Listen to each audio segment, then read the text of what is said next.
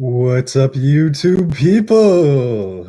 Shaggy the Writer coming at you live once again with another reading of Charles Dickens's classic Oliver Twist that we have officially gotten about 2/3 of the way done with. So we're going to burn through about 3 chapters today. And then at the end, I'll have to do my terrible Shaggy impression as well as a character sheet. And I almost feel like there is no alignment that makes sense for Fagin. So we will have to create his own separate box in between the section. Um, that being said, I'm really going to see where his loyalties are later in the movie book. I am dumb. Excuse my dumbness. I'm actually going to share some tips for living healthy, at least during this quarantine stuff. That have helped me out a lot during the chapter breaks, but we're going to go ahead and just dive right in to chapter 38, containing an account of what passed between Mr. and Mrs. Bumble and Monks at their nocturnal interview. But first, last time on Oliver Twist. Oliver, finding himself in a safe and secure position, our story now turns its way to an account of Mr. Bumble after marrying the psychotic workhouse owner lady, who is now Mrs. Bumble. And they just talk a whole bunch of smack and kind of hate each other, but at the same time, you just want to give them a chance. So we're like halfway into a story, like a little sidestep that goes back to them. That's probably going to lead to something about Oliver's identity. So it was a dull, close, overcast summer evening, and the clouds, which had been threatening all day, spread out in a dense and sluggish mass of vapor, already yielded large drops of rain and seemed to presage a violent thunderstorm when Mr. and Mrs. Bumble, turning out of the main street on the town, directed their course towards a scattered little colony of ruinous houses, distant from it some 1.5 miles or thereabouts, and erected on a low, unwholesome swamp bordering upon the river.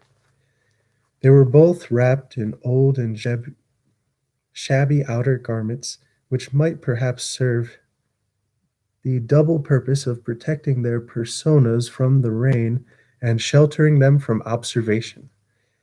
The husband carried a lantern, from which, however, no light yet shone, and trudged on a few paces in front, as though the way of being dirty, to give his wife the benefit of treading his heavy footprints. He went on, in profound silence. Every now and then Mr. Bumble relaxed his pace and turned his head to make sure that his helpmate was following. Then, discovering that she was close at his heels, he mended his rate of walking and proceeded at a considerable increase of speed towards their destination. This was far from being a place of doubtful character, for it had long been known as the residence of none but low and desperate ruffians, who, under various pretenses of living by their labor, subsisted cheaply on plunder and crime. It was a collection of mere hovels, some hastily built with loose bricks, others of old, worm-eaten shit timber, jumbled together without any attempt at order or arrangement, and planted for the most part within a few feet of the river's bank. A few leaky boats drawn up in the mud and made a fast dwarf wall which skirted it, and here and there an oar or coil of rope appeared at first to indicate that the inhabitants of these miserable cottages pursued some avocation on the river, but a glance at the shattered and useless condition of the articles thus displayed would have led a passer-by without much difficulty to the conjecture that they were disposed there rather than for the preservation of appearances than with any view of their being actually employed. In the heart of this cluster of huts and skirting the river, which its upper stories overhung, stood a large factory building, formerly used as a manufactory of some kind. and which had in its day probably furnished employment to some of the inhabitants or the surrounding tenements, but it had long since gone to ruin. The rat, the worm, and the action of the damp had weakened and rotted the piles on which it stood, and a considerable portion of the building had already sunk down into the water beneath, while the remainder, tottering and bending over the dark stream, seemed to wait a favorable opportunity of following its old companion and involving itself in the same fate. It was before this ruinous building that the worthy couple passed, as the first peal of distant thunder reverberated in the air, and the rain commenced pouring violently down. The place should be oh goody voices. Your place should be somewhere, said Bumble, consulting a scrap of paper he held in his hand. "Ah!" cried a voice from above. Following the sound, Mr. Bumble raised his head and descried a man looking out the door, breast high on the second story. "Stand still a minute," cried the voice. "I'll be with you directly." It is with his head dispat. Let me pause, rewind. With which the head disappeared and the door closed. Is that the man? Oh, God, I need some tea. Is that the man? asked Mr. Bumble's good lady. Mr. Bumble nodded in the affirmative. And mind what I told you, said the matron. And be careful to say as little as you can, or you'll betray us at once. Oh no, how'd I lose my place that quick? I'm getting some tea. I will be right back. Oy vey. Do the hustle. Do the hustle. Do the hustle.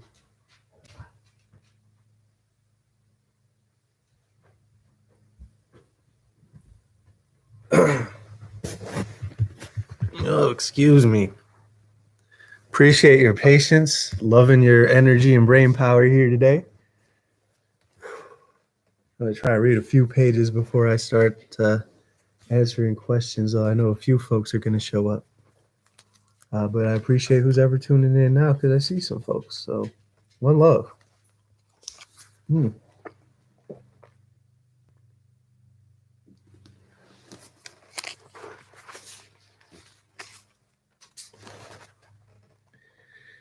Is that the man? asked Mr. Bumble's good lady. Mr. Bumble nodded in the affirmative. And what I told you, said the matron. And be careful to say as little as you can, or you'll betray us at once. Mr. Bumble, who had eyed the building with very rueful looks, was apparently about to express some doubts relative to the advisability of proceeding any farther with the enterprise just then, when he was prevented by the appearance of monks, who opened the small door near which they stood and beckoned them inwards. "Come," he cried impatiently, stamping his foot upon the ground. "Don't keep me here." The woman, who hesitated at first, walked boldly in, without any further invitation. Mr. Bumble, who was ashamed or afraid to lag behind, followed, obviously very ill at ease, and with scarcely any of the remarkable dignity which was usually his chief characteristic. "What the devil made you stand lingering there in the wet?" said Monks, turning round and addressing Bumble after he had bolted from the door behind. "We was only cooling ourselves," stammered Bumble, looking apprehensively about him. "Cooling yourselves," retorted Monks. "Not all the rains that ever fell, or ever will fall, will put as much of hell's fire out as a man can carry about with him. If you don't cool yourself so easily, don't think it." With this agreeable speech, Monks turned short upon the matron and bent his fierce gaze upon her, till even she, who was not easily cowed, was fain to withdraw her eyes and turn them towards the ground. "This is your woman, is it?" demanded Monks. "That is a woman," replied Mr. Bumble, mindful of his wife's caution. You never think a woman can never keep secrets, I suppose, said the matron, interposing and returning as she spoke the searching look of Monks. I know they will always keep one till it's found out, said Monks contemptuously. And what may be of that? asked the matron in the same tone. Yours of their own good name, replied Monks. So by the same rule, if a woman's a party to a secret that might hang or transport her, I'm not afraid of telling it to anybody, not I. Do you understand me? No, rejoined the matron, slightly coloring as she spoke. Of course you don't, said Monks. How should you? Bestowing something halfway between a smile and a scowl upon his two companions, and again beckoning them to follow him, the man hastened across the apartment, which was of considerable extent, but low in the roof. He was preparing to ascend a steep staircase, or rather ladder, leading to another floor of warehouse above, when a bright flash of light streamed down the aperture, and the peal of thunder followed, which shook the crazy building to its center. Hear it, he cried, shrieking back. Hear it, roaring and crashing on as if it echoed through 1,000 caverns, where the devils were hiding from it. Oh, I hate the sound. He remained silent for a few moments, and then, removing his hands suddenly from his face, showed to the unspeakable discomposure of Mr. Bumble that it was much distorted and discolored. These fits come over me now and then, said Monks, observing his alarm, and thunder sometimes brings 'em on. Don't mind me now, it's all over for this once. Thus speaking, he led the way up the ladder, and hastily closing the window shutter of the room into which it led, lowered a lantern which hung at the end of the rope, and coolly passed through one of the heavy hung at beams at the ceiling, and which cast a dim light upon the old table and 3 chairs that were placed beneath it. I don't know why that was so hard. Hi, Fishy. Ooh. 2 seconds.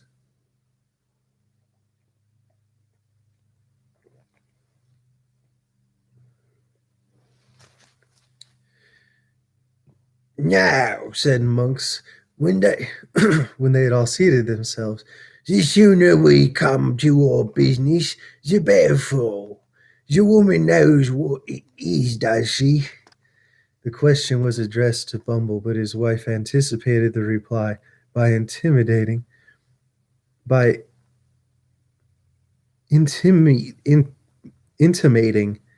she was perfectly acquainted with it. Oh my God, intimating. He is right in saying that you was with this hag when she died. Oh, fuck, no. And I cursed.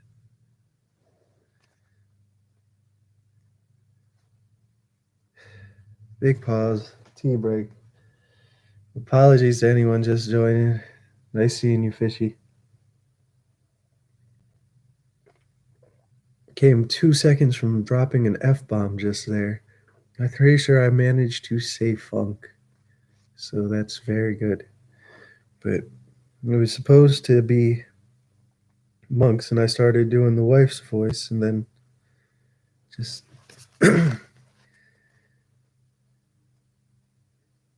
He is right in saying that you were with the hag the night she died, and that she told you something. About the mother of the boy you named? replied the matron, interrupting him. Yes. First question is, of what nature was her communication? said Monks. That's the second, observed the woman with much deliberation. The first is, what might the communication be worth?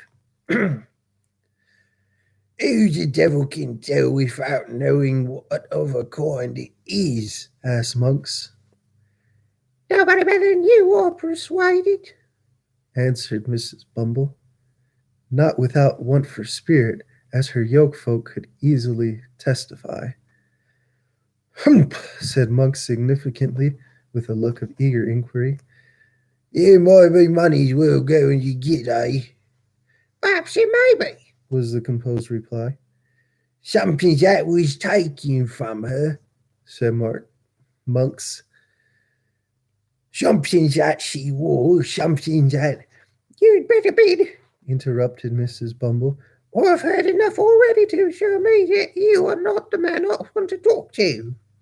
Mr. Bumble, who had not yet been admitted by his better half into any greater share of the secret than he had originally possessed, listened to this dialogue with outstretched neck and distended eyes, where he directed towards his wife and Monk by turns, in undisguised astonishment, increased, if possible, when the latter sternly demanded what sum was required for the disclosure.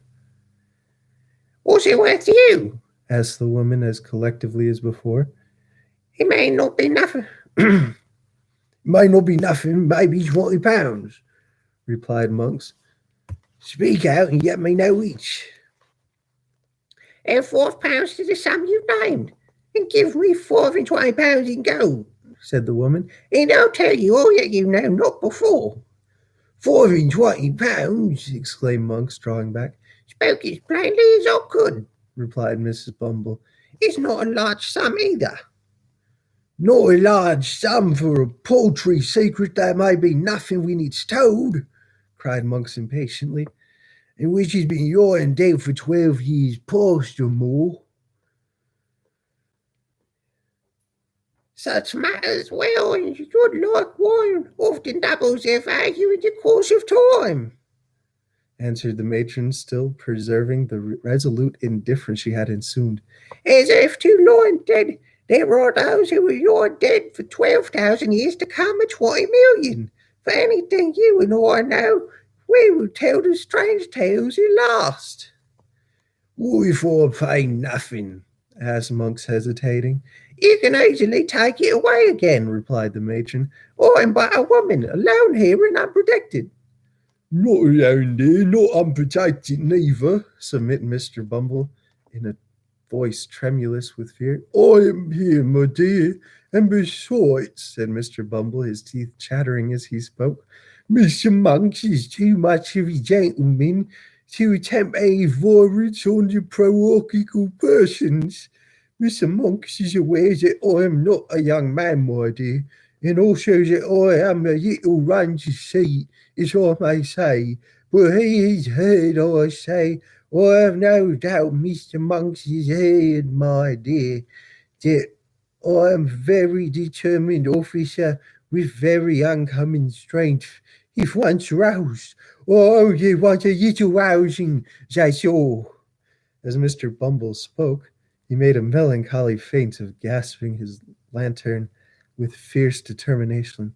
It plainly showed by the alarmed expression of every feature that he did want a little rousing, and not a little prior to making any very warlike demonstration, unless indeed against paupers or other person or personas trained down for the purpose. You are a fool, said Mrs. Bumble in reply, and had better hold your tongue.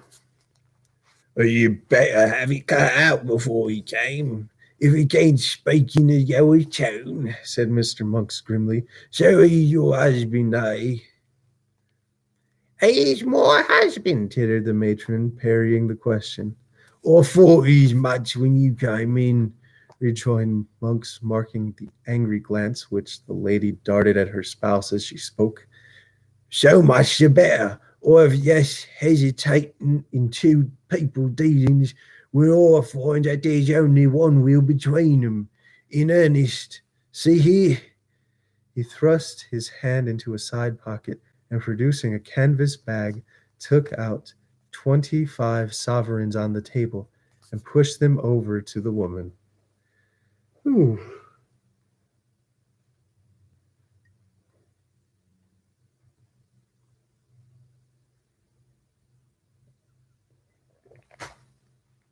Thank you for that tea, Rick.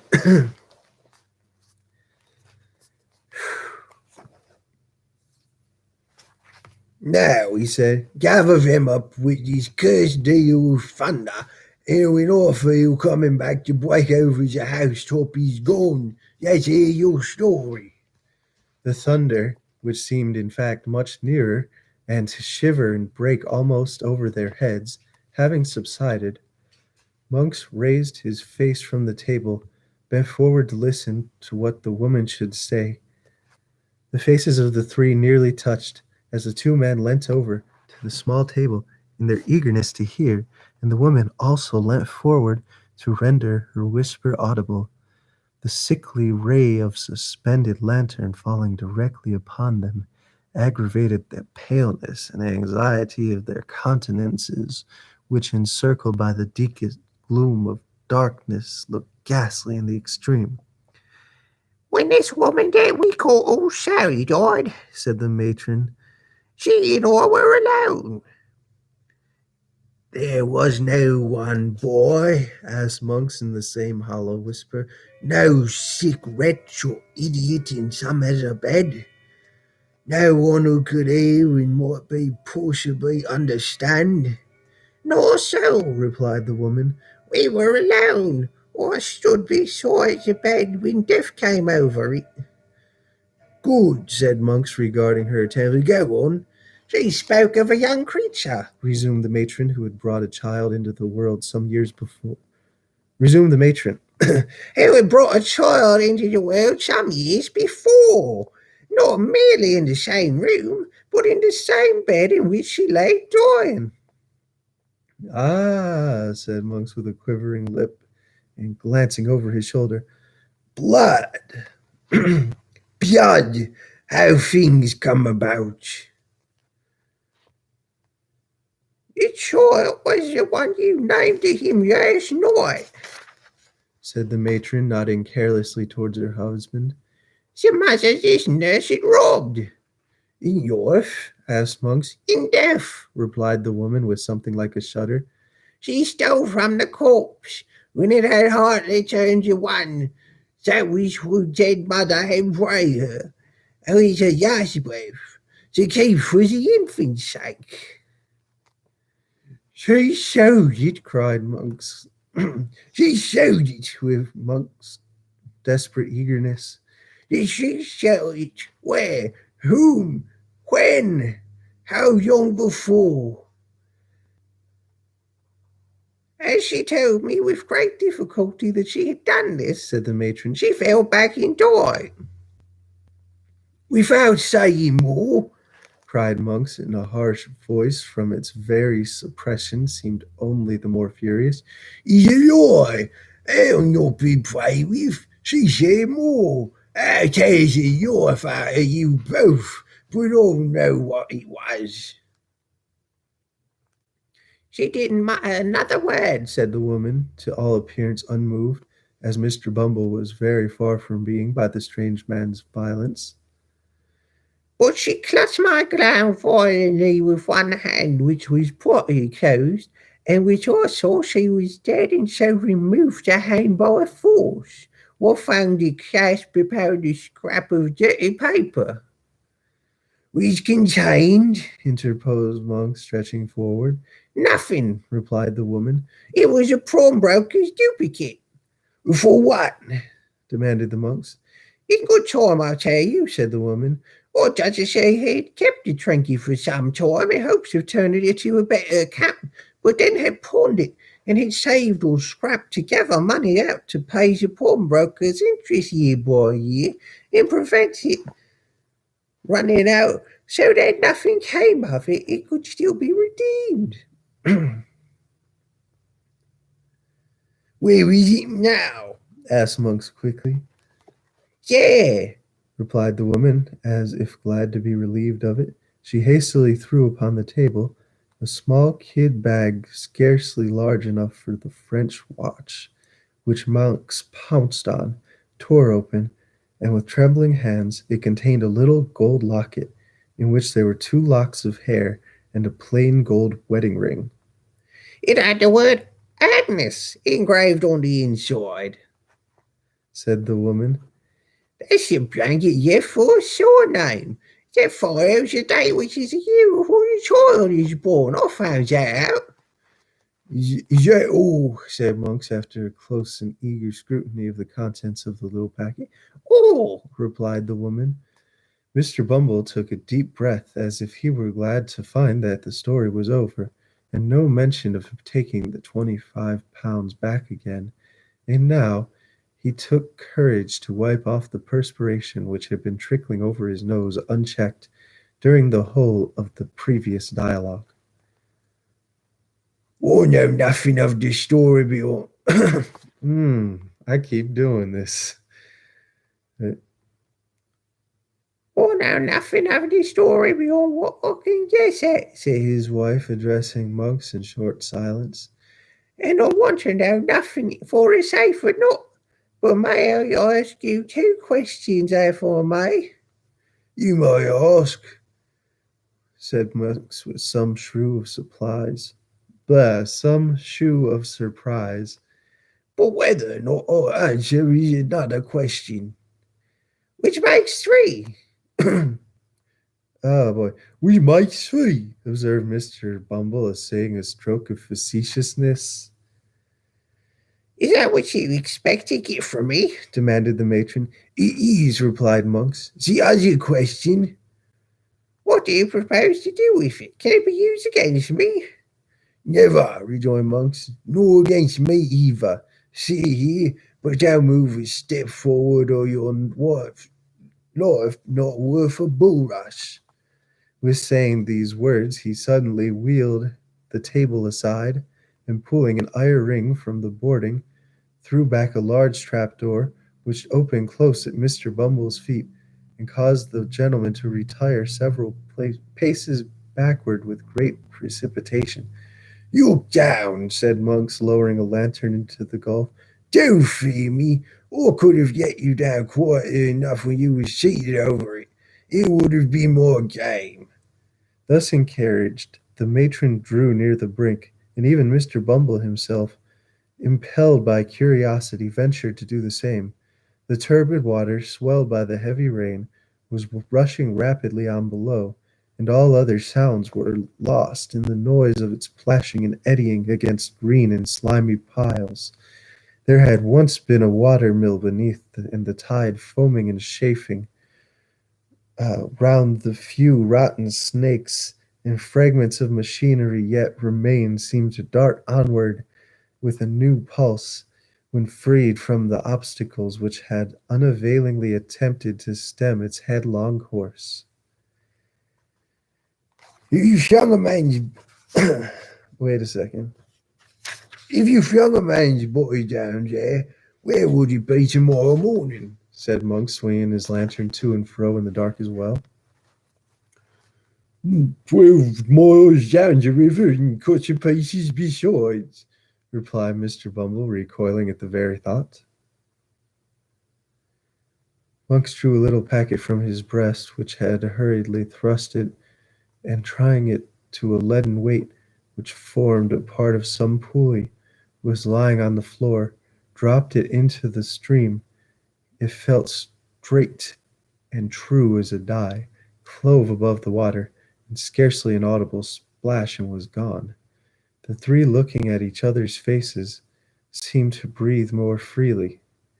Yeah, said Monks, closing the trapdoor, which fell back heavily into its former position.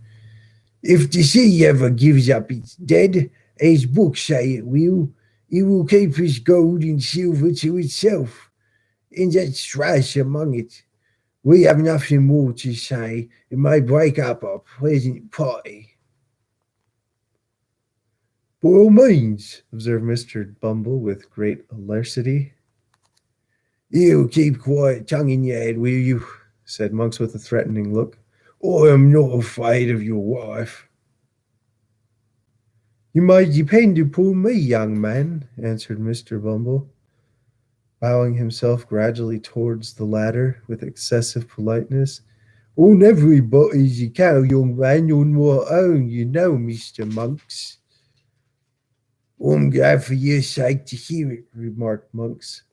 You're your lantern and get away from here as fast as you can. It was fortunate that the conversation terminated at this point, or Mr. Bumble, who had bowed himself to within 6 inches of the ladder, would infallibly have pitched headlong into the room below. He lighted his lantern from that which Monks had detached from the rope, and now carried in his hand, and making no effort to prolong the discourse, descended in silence, followed by his wife. Monks brought up the rear after pausing on some steps to satisfy himself that there were no other sounds to be heard than the beating of the rain without and rushing over the water.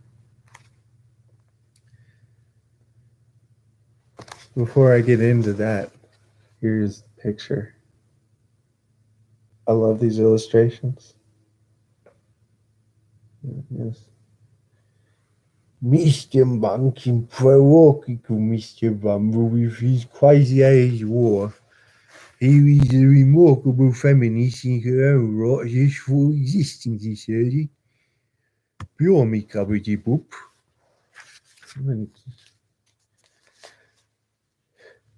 It was fortunate that the conversation terminated at this point.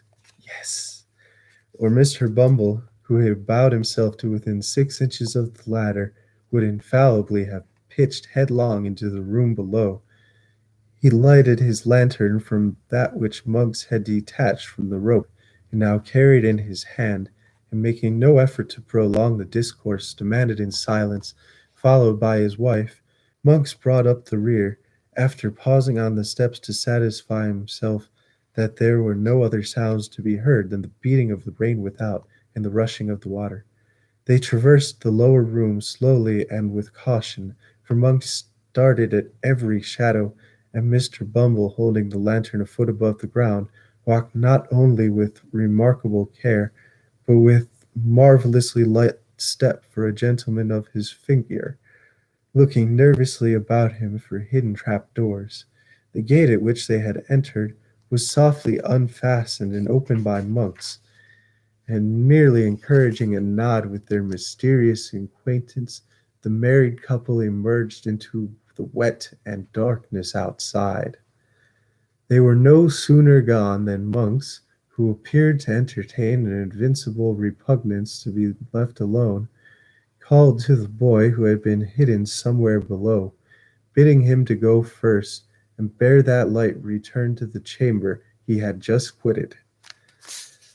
And that is chapter 38, and now we are on chapter 39, introduces some respectable characters with whom the reader is already acquainted, and shows how Monk and the Jew laid their worthy heads together. Oh boy. So, quick pause here. I'm going to talk to y'all about beverages, things that are good for you drinking wise, real quick. As I had mentioned at the beginning, that we're going to talk about self-care a little bit today. For one, I'm out of tea, so I'm going to make myself more of that because these voices are already tearing my throat up. But I need to make a cup of tea for myself and answer a couple of messages online. And then I have to explain to y'all some different beverages that work real well. But actually, I'm going to do the last one first. Number one, tea is very good at cleansing the body. It helps wake you up. It has less caffeine than coffee, though, for the most part.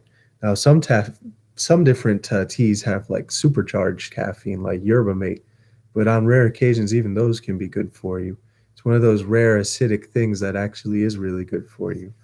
But as far as that goes, you should really look for high alkalinity water.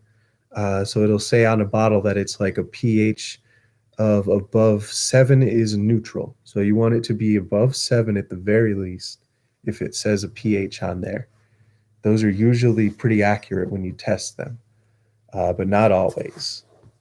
Some of them are very good, though. Fiji is a 7.7 with silica that's good for your teeth. The only issue I have with Fiji is that they only sell it in these little teeny tiny bottles for real.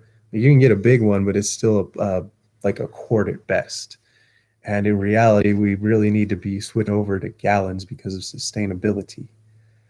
So that's like one of the big problems with me when I'm personally trying to be nutritious is that I reach out to um, good quality waters, and I reach out to drinks with a lot of greens and stuff in them, or a lot of potassium in them, because you can really never get enough potassium unless you're completely sedentary.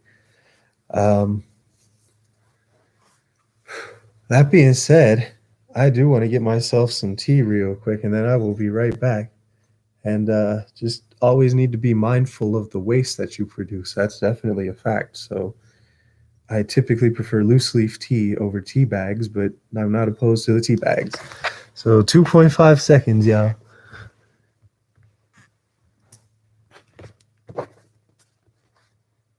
Man, I got that swag.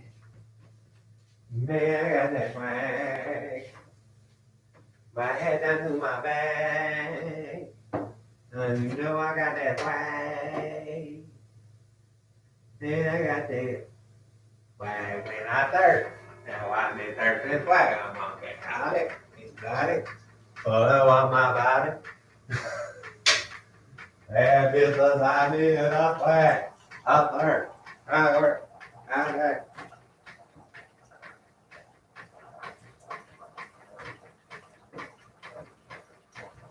Okay, let me check this message.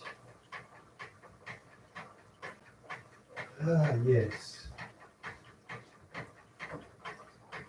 Oh gosh, he's dope. I wrote this artist.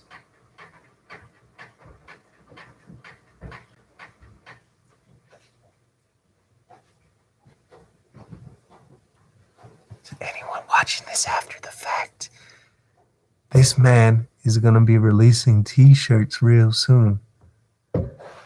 We getting some dope t-shirts off the ground. So I already know there's a few folks that might really love some of these out here. So it's worthy of mention.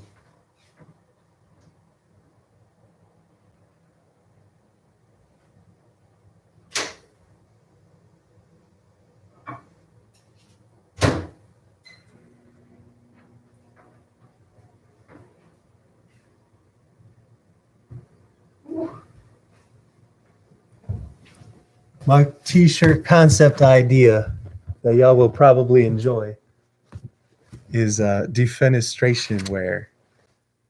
If you've ever heard of the defenestration of Prague, it was when they literally yeeted a bunch of government officials out of first and second story windows to kick them out of office so that way they could better run the city. And it happened twice. There was literally a first and a second defenestration of Prague. So, and I wasn't even doing history facts today. But once again, a couple huge shout outs to Fishy, who's been showing up to every one of these. I'm glad that you are interested in 19th century English literature classics. I'm personally not pigeonholing myself. So we're just going to do a various mix of different books on here, just to try and see what piques different people's interest, maybe encourage a few readers. Plus, I'm going to sell merch in my own book when that gets published. Jeez. Chapter 39 introduces some respectable characters to whom the reader is already acquainted and shows how monks and the Jew laid their worthy heads together. I've dug myself in a giant hole with this character. So let's have fun doing it again. On the evening following that upon which the three worthies mentioned in their latest chapter disposed of their little matter of business besides therein narrated, Mr. William Sykes, awakening from a nap, drowsily growled forth an inquiry what time of night it was. The room in which Mr. Sykes propounded this question was not one of those he tenanted previously to the Chertsey expedition, although it was the same quarter of the town and was situated at no great distance from his former lodgings. It was not in appearance so discernible a habitation as his old quarters, a mean and badly furnished apartment of limited size, lighted only by one small window in the shelving roof and abutting on a close and dirty lane, nor were any other indications of the good gentleman's having gone down in the world of late, for the great scarcity of the future, in total absence of comfort, together with the disappearance of all such movables as spare clothes and linen, bespoke a state of extreme poverty, while the meager and attenuated condition of Mr. Sikes himself would fully confirm these symptoms if they had stood in the need of any corroboration. The housebreaker was lying on the bed, wrapped in his white great-coat by way of dressing gown, and displaying a set of features in no degree improved by the cadaverous hue of illness and the addition of a solid nightcap and a stiff black beard of a week's growth. The dog sat at his bedside, now eyeing his master with a wistful look, and now pricking his ears and utterance a low growl as some noise in the street was made or in lower part of the house attracted to his attention. Seated by the window, busily engaged in patching an old waistcoat which formed a portion of the robber's ordinary dress, was a female, so pale and reduced with watching and privation that there would have been no considerable difficulty in recognizing her as the same Nancy who had already figured in this tale, but for the voice in which she was replied to Mr. Sikes' question. Not even long gone, Said the girl. how's you for you tonight, Bill? It's weak as water. Replied Mr. Sikes with an imprecation on his eyes and limbs. Here, under the hand, and let me get off this thundering bed anyhow. Illness had not improved Mr. Sikes' temper, for as the girl raised him up and led him to a chair, he muttered various curses on her awkwardness and struck her. Warning are you, said Sikes. Come, don't stay snivelling there. If you go say anything better than that, cut it off altogether, do you hear me?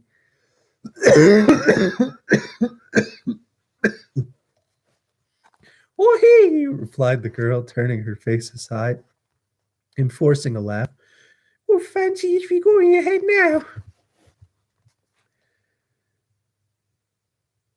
Oh, you thought better have you? Growled Sikes, marking the tear with a trembling in her eye. Always a better for you, you have. Why, you don't mean to say you be hard upon me tonight, Bill? Said the girl, laying her hand upon his shoulder. No, Cried Mr. Sikes. why not? Such a number of things. Said the girl with a touch of a woman's tenderness which communicated something in the sweetness of tone even to her voice. Such a number of noises I've been patient with you, nursing and caring for you as if you'd been a child. And this is the first hour I've seen you like yourself, and you wouldn't have served me as you do now. And if you thought of that, would you? Come, say you wouldn't. Well then, Rejoined Mr. Sikes. I wouldn't. What dummy now is the girl whining again? It's nothing. Said the girl, throwing herself into a chair. Don't you seem to mind me? It'll soon be over. What'll be over? Demanded Mr. Sikes in a savage voice. What foolery are you up to now? Get up and bustle about. Don't come over me with your woman's nonsense. At any other time, this remonstrance and the tone in which it was delivered would have had the desired effect. But the girl, being really exhausted and weak, dropped her head over the back of the chair and fainted before Mr. Sikes could get out a few of the appropriate oaths which, on similar occasions, he was accustomed to garnish his threats. Not knowing very well what to do in this uncommon emergency, for Mrs. Nancy's hysterics were usually of that violent kind which the patient fights and struggles out of without much assistance, Mr. Sykes tried a little blasphemy, and finding that mode of treatment wholly ineffectual, called for assistance. "What's the matter here, my dear?" said the Jew, looking in. Yonder girl with you, replied Sykes impatiently. Don't stand chattering and grinning at me. With an exclamation of surprise, Mr. Fagin hastened to the girl's assistance, while Mr. John Dawkins, otherwise the Artful Dodger, who had followed his venerable friend to the other room, hastily deposited on the floor a bundle with which he was laden, and snatching a bottle from the grasp of Mr. Charley Bates, who had come close at his heels, uncorking it and twinkling with his teeth, and poured a portion of its contents down the patient's throat, previously taking a taste himself to prevent mistakes.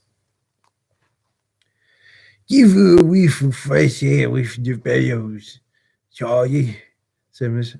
Oh, Give her a whiff of your fresh air with your bellows, Charlie. said Mr. Dawkins. If you slap her hands, Fagin, we'll be undoes your petticoats. These untied restoratives and administered with great energy, especially the department consigned to Mr. Bates, who appeared to consider his share in the proceedings a piece of unexampled pleasantry, were not long in producing the desired effect. The girl gradually recovered her senses, and staggering to a chair by the bedside, hid her face upon the pillow, leaving Mr. Sykes to confront the newcomers in some astonishment at their unlooked-for appearance. "Now, what evil wind has blown you here?" "Oh, my God." Now what evil wind has he blown you here? he asked of Fagin. "Evil wind at all, my dear, none whatsoever," replied the Jew. "For evil winds blow nobody any good, and I've brought something good with me. You'll be glad to see, Dodger, my dear, open the bundle and give Bill the little trifles we spent our money on this morning." I'm going to grab my tea out of that beeping microwave. This is the... Always looking for some questions if y'all want to know what's going on or have any questions about the book or even just want to spam me. So I'll reply to them momentarily. Thanks for showing up again, and one love regardless. So much love.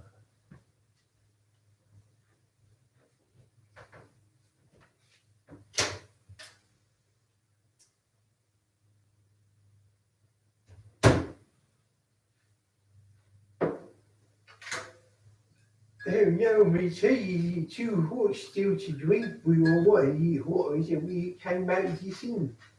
What more can I do with it? Hey, you want me baby, baby? Hey, there, pretty dog. Did you want a treat? Did you really looking for a treat? Why must I be like that? Why must I say that? Not my dog and me. Why must I be like that? I'm a dog and me. I'm a dog and me. Ouch.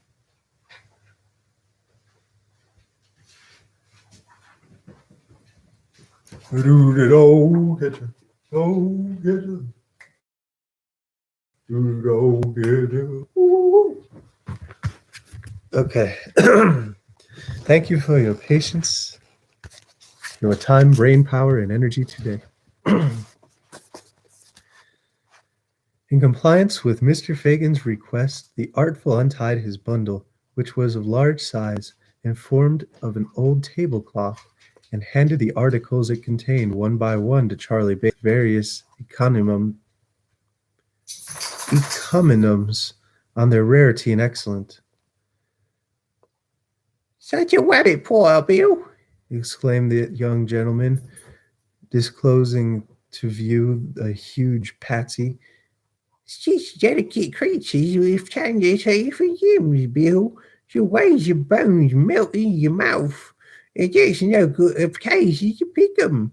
Effort you found you 7 and 6 pence green, so precious strong that if you mix it with boiling water, Cuts off every curse word and left this in here. This is a child saying that. Can y'all see that? Because I am not allowed to say that word. And he's out here literally cutting off the D word and not even telling us when to say the F word and when not to in this book. And this motherfucker put the N word in here just because it was the 19th century and he could. about you've half of the moist sugars that's People of various melanated descent.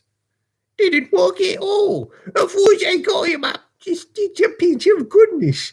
Oh no, 2.5 quartern bros. Pound of the best fresh piece of the double Gloucester. It was the way you talk with some of the richest sort you ever yashed. Ushering this last panegyric, Mr. Bates produced from one of his extensive pockets a full-size wine bottle, carefully corked, while Mr. Dawkins at the same instant poured out a wineglass full of raw spirits from the bottle he carried, which the invalid tossed down his throat without a moment's hesitation. "Ah," said the Jew, rubbing his hands with great satisfaction. "You'll do, Bill, you'll do now." "You!" exclaimed Master Sykes. What more have you done for? 20 times over before if you had done anything to help me. What do you mean by leaving a man in this state 3 weeks and more, you false-hearted vagabond? "Only hear him, boys," said the Jew, shrugging his shoulders, "and us come to bring him all of these beautiful things." The thing is very way, observed Mr. Sykes, a little soothed as he glanced over at the table. but what have you got to say for yourself? What have you leave me here counting your mouth, health, entirely? I've never seen a jolly dog, is that? cried Master Bates, doing as he was desired. Smelling like a grub old daisy a going to the market. He'd make his fortune on the stage, that dog would, you roof off a day, besides. Who's your din? replied Sykes as the dog retreated under the bed, still growling angrily. What have you to say for yourself, you wizard old fence, eh? Yeah, it was a waste. What about the other fortnight that you've left me you're sick in this hole? "I couldn't help it, Bill," replied the Jew. "I couldn't go in a long explanation before company, but I could help it upon my honor." Upon your what? growled Sykes with excitement. Me dead. "Don't be out of temper, my dear," urged the Jew submissively. "I have never forgot you, Bill, not once." No, old ponies, as you hadn't, said Sykes with a bitter grin. You've been a scheming and plotting away every hour that you're shivering and burning here. And Bill was to do this, and Bill was to do that, and Bill was to do it all just cheap as he got well, and was quite poor enough for your work if he hadn't been. But poor Fagin was the means of your having such a handy lady about you. I says true enough there, said Nancy, hastily coming forward. Let him be, let him be.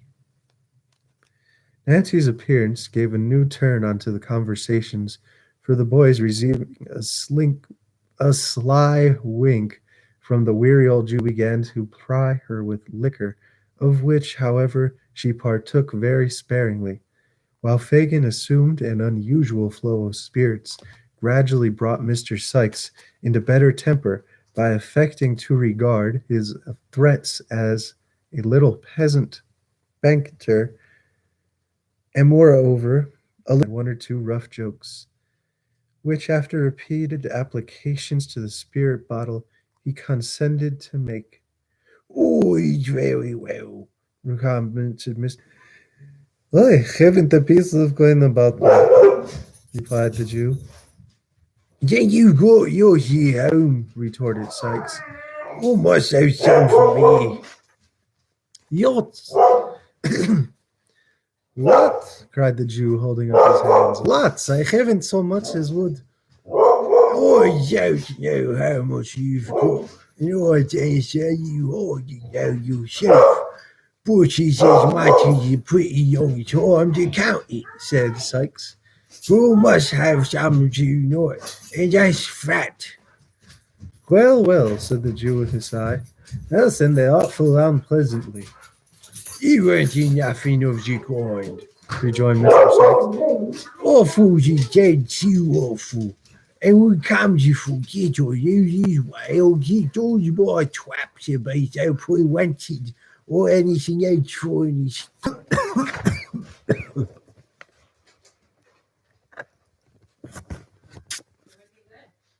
Yeah. Everything good for you? Yes.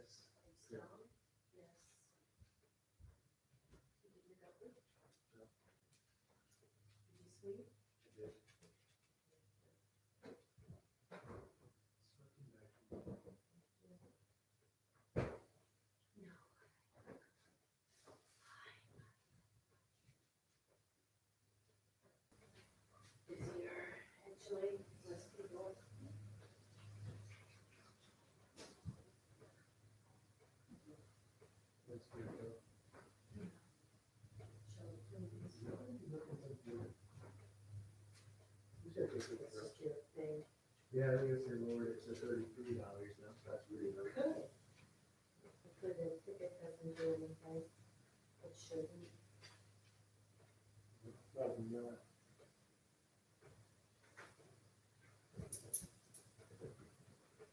No points.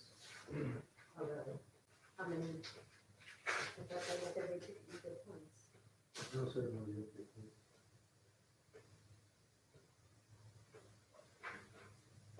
Yeah, I get back to the stream real quick. Do some finish the chapter. I'll do it in the.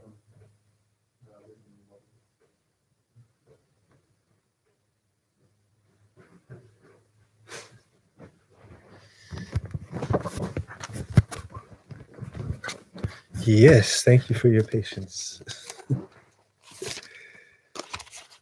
All right. I hope everyone's doing good today.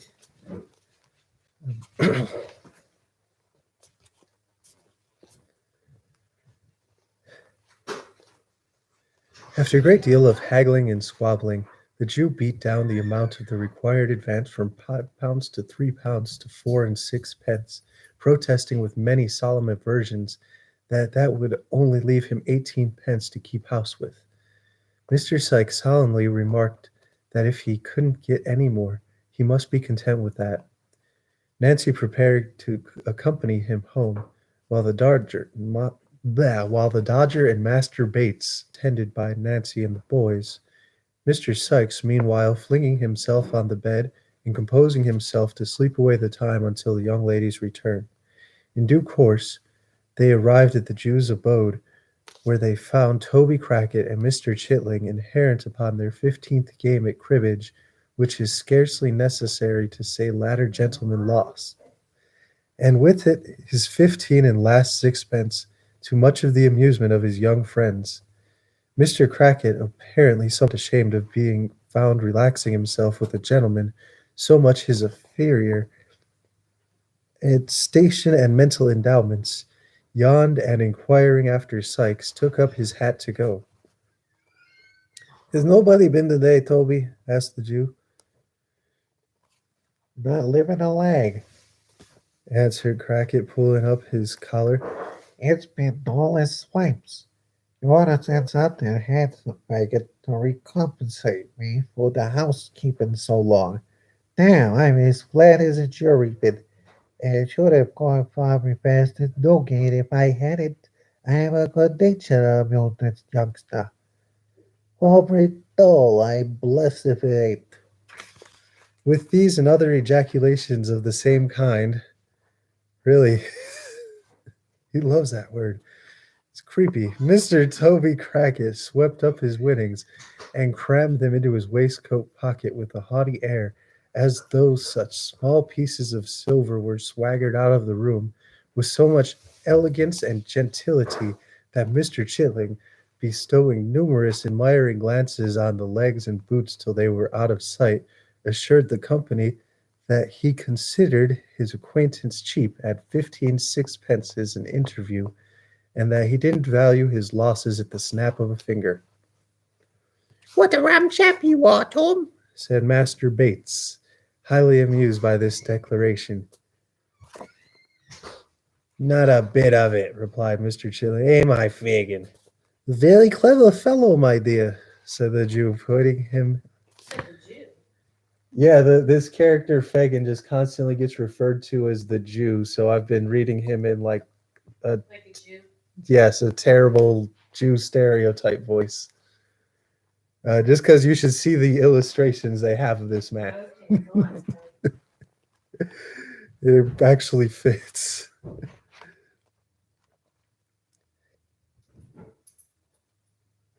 Said the Jew, patting him on the shoulder and winking at his ever pupils.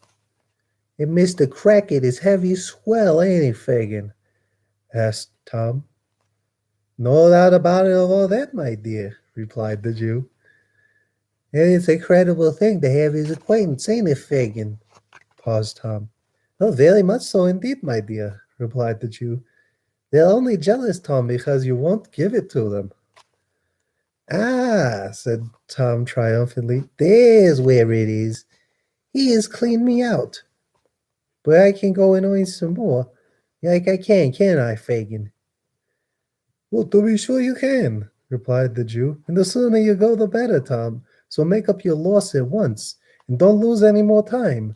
Dodger, Charlie, It's time for you to wear on the lay. come, it's near 10 and they've done nothing yet. In obedience with this hint, the boys, nodding to Nancy, took up their hats and left the room. The Dodger and his vivacious friend indulging as they went in many witticisms at the expense of Mr. Chitling and those conduct, it is but justice to say there was nothing but very conspiratorious or peculiar, inasmuch as there are a great number of spirited young bloods upon town who pay a much higher price than Mr. Chitling for being seen in good society, and a great number of fine gentlemen composing the society aforesaid, who established their reputation upon very much the same footing as Flash Toby Crackit.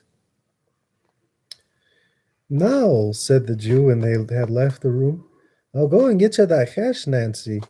That's the one little key to the cupboard where I keep a few old things for the boys to get, my dear. I never lock up my money, for I've got none to lock up, my dear. None to lock up.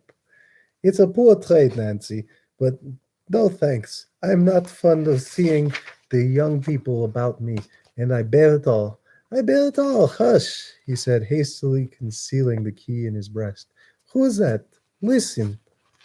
The girl, who was sitting at the table with her arms folded, appeared in no way interested in the arrival, or to care whether the person, whoever he was, came or went, until the murmur of a man's voice reached his ears. The instant she caught the sound, she tore off her bonnet and shawl with the rapidity of lightning, and thrust them under the table. The Jew turning round immediately afterwards, she muttered a complaint of the heat, in a tone of languor that contrasted very remarkably with the extreme haste and violence of this action, which, however, had been observed by Fagin, who had his back towards her the entire time. Bah! Whispered the Jew, as though nettled by the interruption. It's a man I expected to be here. He's coming downstairs. Not to worry about money while he's here, Nance. He won't stop long, not 10 minutes, my dear. He laid his skinny forefinger upon his lip. The Jew carried a candle to the door. A man's step was heard upon the stairs without. He reached it at the same moment as a visitor, who, coming hastily into the room, was close upon the girl before he observed her. It was Monks. Only one of my young people, said the Jew, observing that Monks drew back on holding a stranger. Don't move, Nancy. The girl drew closer to the table, glancing at Monks with an air of careless levity, withdrew her eyes, but as she turned towards the Jew, she stole another look, so keen and searching and full of purpose that if there had been any bystander to observe the change, he could have had believed that two looks to have proceeded from the same person. Any news? Inquired the Jew. Great. And then gone? Good? Asked the Jew, hesitating as though he feared to vex the other man by being too sanguine. Not bad in a way, Replied Monks with a smile. I'll be prompt enough this time. Let me have a word with you. The girl drew close to the table, made no offer to leave the room, although she could see that Monks pointing to her, the Jew perhaps fearing that she might say something aloud about the money. If he endeavored to get rid of her, pointed upwards and took Monks out of the room. Not that infernal hole we was in before. She could hear the man's pause, rewind. Not the infernal hole we was in before. She could hear the man say as she went upstairs. The Jew laughed, and making some reply which did not reach her, seemed by the creaking of the boards to lead his companion to the second story. Before the girl oh my goodness, pause. Before the sound of their footsteps had ceased to echo through the house, the girl had slipped off her shoes and, drawing her gown loosely over her head and muffling her arms in it, stood at the door, listening with breathless intent. The moment the noise ceased, she glided from the room, ascended the stairs with incredible softness and silence, and was lost in the gloom above. The room reanimated. Wait a sec. The room remained deserted for a quarter of an hour or more. The girl glided back with the same unearthly tread, and immediately afterwards the two men were heard descending. Monks went at once into the street, and the Jew crawled up the stairs again for the money. When he returned, the girl was adjusting her shawl and bonnet, as if preparing to be gone. "Why, Nance!" exclaimed the Jew, starting back as he put down his candle. "How pale you are!" Pale? Echoed the girl, shading her eyes with her hands as if to look steadily at him. "Quite horrible," said the Jew. "What have you been doing to yourself?" Nothing that I know, except sending yourself place water around your little, replied the girl carelessly. Come, get me back there was a dear. With a sigh for every piece of memory, Fagin told the amount into her hand. They parted without more conversation, merely interchanging a good night. When the girl got into the open street, she sat down upon a doorstep and seemed for a few moments wholly bewildered and unable to pursue her way. Suddenly she arose, hurrying on in a direction quite the opposite to that in which Sikes was awaiting her return, quickened her pace until it gradually resolved into a violent run. After completely exhausting herself, she stopped to take a breath, and as if suddenly recollecting herself and deploring her inability to do something she was bent upon, wrung her hands and burst into tears.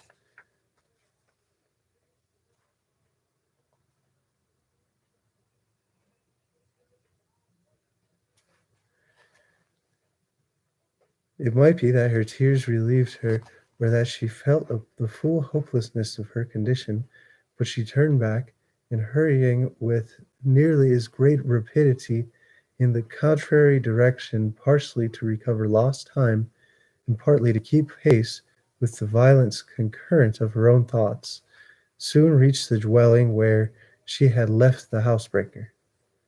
If she betrayed any agitation when she presented herself to Mr. Sikes, he did not observe it, for merely inquiring if she had brought the money, and receiving a reply in the affirmative, he uttered a growl of satisfaction, and replaced his head upon the pillow, resumed the slumbers which her arrival had interposed. It was fortunate for her that the possession of money occasioned him so much enjoyment the next day, in the way of eating and drinking, and withal had been so beneficial in smoothing down the asperities of his temper, that he had neither time nor inclination to be very critical upon her behavior and deportment. She had all the abstracted and nervous manner of one who is on the eve of some bold and hazardous step, which it has required no common struggle to resolve upon, would be obvious to the lynx-eyed Jew, who would most probably have taken the alarm at once. But Mr. Sikes, lacking the niceties of discrimination and being troubled with no more subtle misgivings than those, which resolve themselves into a dogged roughness of behavior towards everybody, and being furthermore in unusually amiable condition, as has already been observed, saw nothing more unusual in her demeanor, and indeed troubled himself so little about her that had her agitation been far more perceptible than it was, it would have been very unlikely to have awakened his suspicions. As the day closed in, the girl's excitement increased, and night came on, and she sat by, watching until the housebreaker should drink himself asleep. There was an unusual paleness in her cheek and a fire in her eye that even Sikes observed with astonishment. Mr. Sikes, being weak from the fever, was lying in bed, taking hot water with his gin to render it less inflammatory, and had pushed his glass toward Nancy to be replenished for the third or fourth time, with these symptoms first struck him. What, my boy? Said the man, raising himself on his hands as he stared the little girl in the face. You look like a corpse come back to life again. What's the matter? Matter? Replied the girl. Nothing. What don't you look at me that hard for? What foolery is this? Demanded Sikes, grasping her by the arm and shaking her roughly. What is it? What do you mean? What are you thinking of? Many things, Bill. Replied the girl, shivering, and as he did so, pressing her hands upon her eyes. But you're what origin that? The tone forced gaiety in which the last words were spoken seemed to produce a deeper impression on Sikes than the wild and frigid look which had preceded them. I'll tell you what it is, Said Sikes. if you haven't caught your fever and you look it coming now, there's something more unusual in the wind and something dangerous too. You're not gonna get fucking sick now, James. You wouldn't do that. Do what? Asked the girl. There ain't, Said Sikes, fixing his eyes upon her and muttering the words to himself. there ain't a single hearty tail growing, or you've cut her throat 3 months ago. She's got a fever coming on, that's it. I hate Sikes. Fortifying himself with this assurance, Mr. Sikes drained the glass to the bottom, and then, with many grumbling oaths, called for his psychic. The girl jumped up with great elicity, poured it out quickly, but with her back towards him, and held the vessel to his lips while he drank off the contents. Now, said the robber, come and she just at me and put your own face all to it, that you won't know again what you do want it. The girl obeyed. Sikes, locking her hand in his, fell back upon the pillow, turning his eyes upon her face. They closed, opened again, closed once more, again opened. He shifted his position restlessly, and after dozing again and again for 2 or 3 minutes, and as often springing up with a terrified look, and gazing vacantly about him, was suddenly stricken, as it were, while in the very middle of rising, into a deep and heavy sleep. The grasp of his hand relaxed, the upraised arm fell languidly by his side, as he lay like one of a more profound trance. Your dear is taking effect, Murmured the girl as she rose from the bedside. It might be too late even now. She hastily dressed herself in her bonnet and shawl, looking fearfully round from time to time, as if, despite the sleep draught, she expected every moment to feel the pressure of Sikes' heavy hand upon her shoulder, and then, stooping softly over the bed, she kissed the robber's lips, and then, opening and closing the room door with noiseless touch, hurried from the house.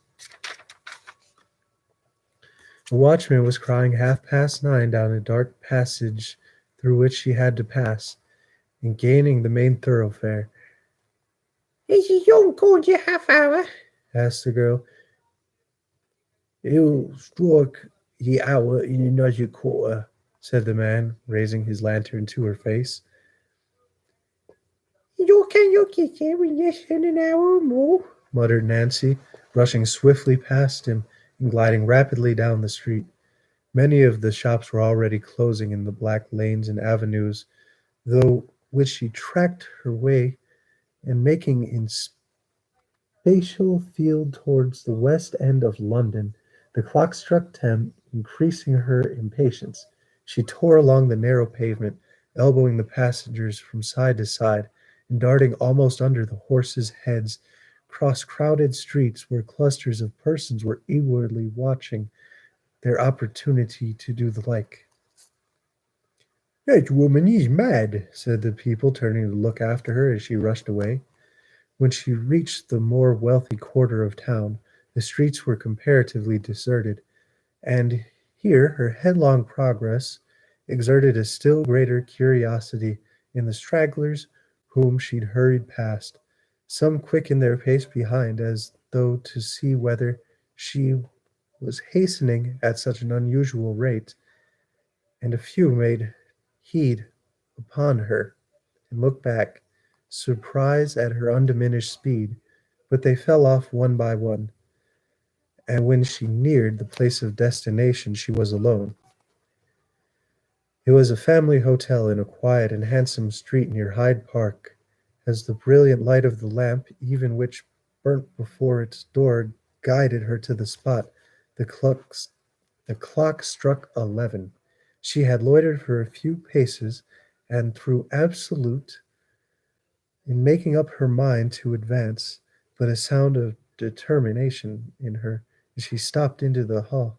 The porter's seat was vacant.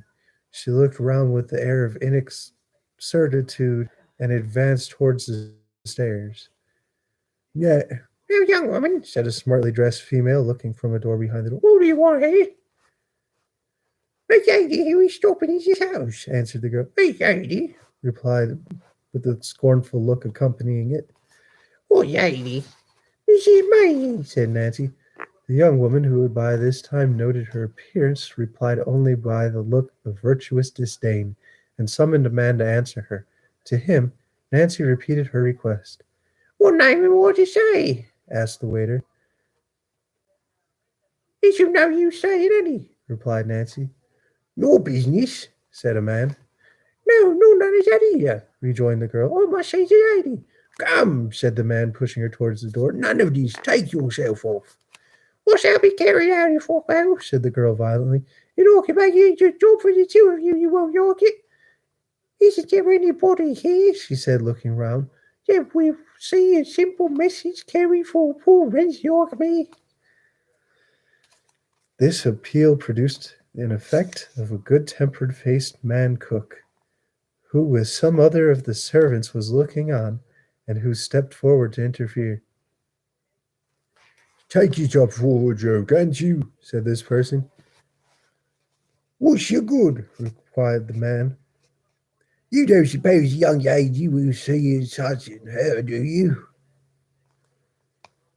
The allusion to Nancy's doubtful character raised a vast quantity of chaste wrath in the bosoms of the four housemaids, who remarked with great fervor that the creature was a disgrace to her sex, and strongly advocated her being thrown ruthlessly into the kennel. Do what you like with me, Said the girl, turning to the men again. but I do what I ask you first. And I ask you to give this message for God Almighty's sake. The soft-hearted cook added his intercession, and the result was that the man who first appeared undertook its delivery. What's it to be? Said the man with one foot on the stairs. That a young woman earnestly asked to speak to Miss Maisie alone, Said Nancy. and that if the lady will only for the first word to say has to say, she will know whether her business or to have her turned out the door as an impostor. O'Shea, said the man, you're coming eat strong, You give your message, said the girl firmly. and let me hear the answer. The man ran upstairs. Nancy remained pale and almost breathless, listening with a quivering lip to the very audible expressions of scorn to which the chaste housemaids were very prolific, and of which they became still more so when the man returned and said the young woman was to walk upstairs. It's no good being proper in this world. Said the first housemaid. Brass can do no better than the gold what has stood the fire. Said the second. The third contented herself with wondering, What ladies was you make of? and the fourth took the first quartet of Shameful. with which the Dianas concluded. Regardless of all this, for she had weightier matters at heart, Nancy followed the man with trembling limbs to a small antechamber lighted by a lamp from the ceiling. Here he left her and retired. And that brings us to chapter 40, A Strange Interview, which is the sequel to the last chapter. So thank you so much for everyone who came out, viewed today. Appreciate your time, energy, and brain power. Consider subscribing, liking, and sharing. One love.